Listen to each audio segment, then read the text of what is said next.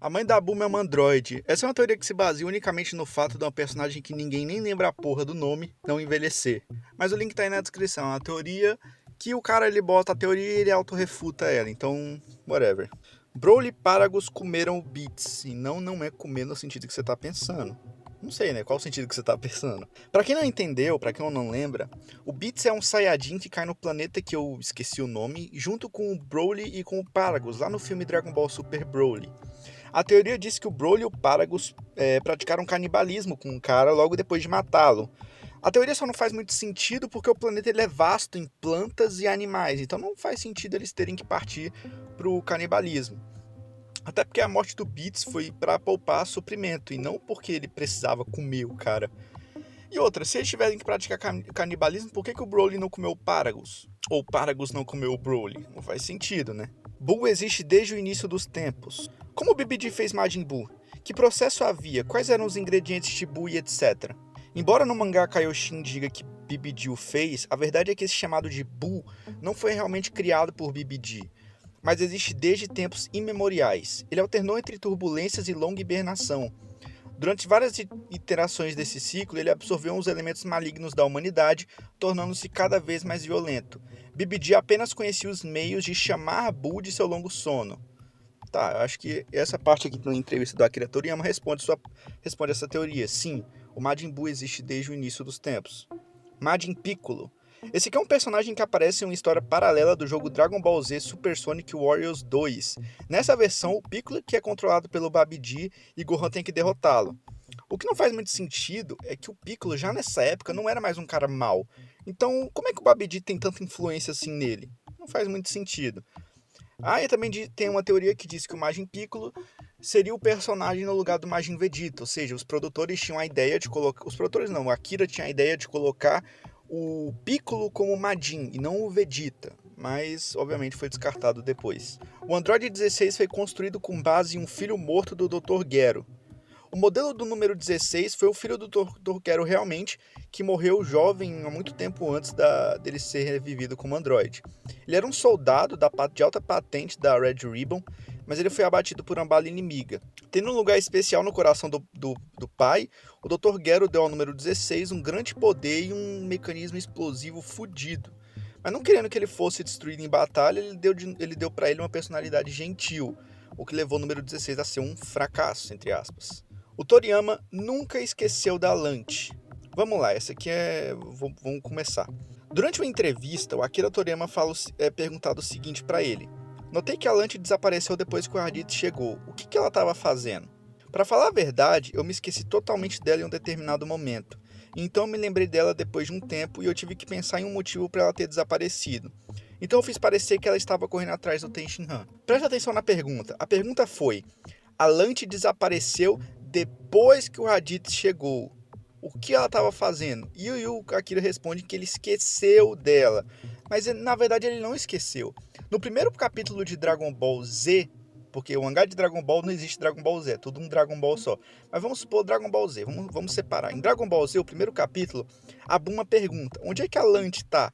E aí o Kuririn responde, ela tá correndo atrás do Tenshinhan. Ou seja, ela foi citada antes do Raditz aparecer, e 2 capítulos antes, ela também aparece em uma foto que relembra a história de Dragon Ball no mangá. Ou seja, o Akira Toriyama, ele esqueceu que ele não se esqueceu da Lante.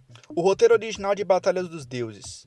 Bom, esse aqui eu vou linkar com um outro que é o design original do Super Saiyajin God, porque ambos se completam. Na ideia original do filme, o Bills ele seria um lagarto e não um coelho. O filme ele teria 2 horas de duração. O Bills seria muito mais mal do que ele é. A festa do filme seria um casamento entre a 18 e o Kuririn, e a transformação do Super Saiyajin God seria assim. Cabelo prateado Super Saiyajin Blue. Na intenção do Akira Toriyama era fazer um Super Saiyajin com cabelo prateado no lugar do Super Saiyajin Blue, né? Mas ele estava já pensando nos próximos arcos do mangá e ele decidiu que não era muito bom porque ia entrar em conflito com ideias que ele já tinha tido. Provavelmente naquela época ele já estava pensando no instinto superior completo, então ele já sabia que seria o cabelo branco. E ele achou que o Super Saiyajin Blue, entre aspas, com o cabelo branco ficaria estranho, porque ia meio que conflitar as duas cores. O Toriyama não está envolvido em quase nada do Dragon Ball Super. Bom, é o Akira Toriyama que faz o roteiro e o design de personagens, né? Então eu acho que ele tá até aqui bem envolvido na série. O Godita matou bilhões indiretamente.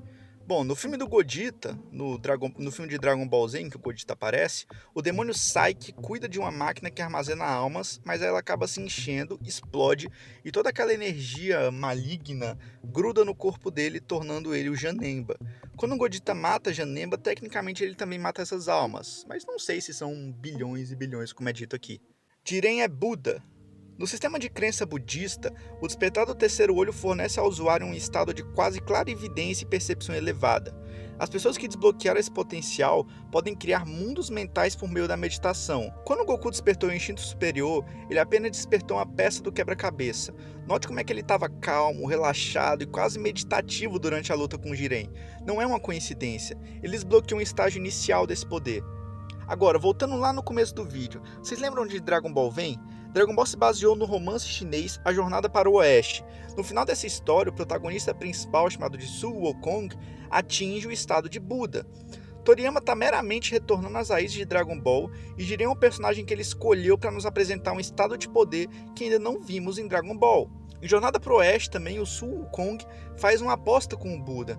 A aposta é que se o Sun Wukong conseguir escapar da palma da mão de Buda, então Sun Wukong herdará o reino dos céus. Se Buda o pegar, ele será um demônio na Terra e permanecerá lá por muitos anos. E apesar do poder do Sun Wukong, claramente ele não é páreo para o Buda.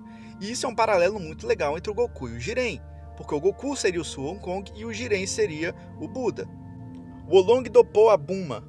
Cara, tipo assim, as piadas sexuais de Dragon Ball elas não envelheceram muito bem, elas envelheceram mal pra caralho. E essa é uma delas.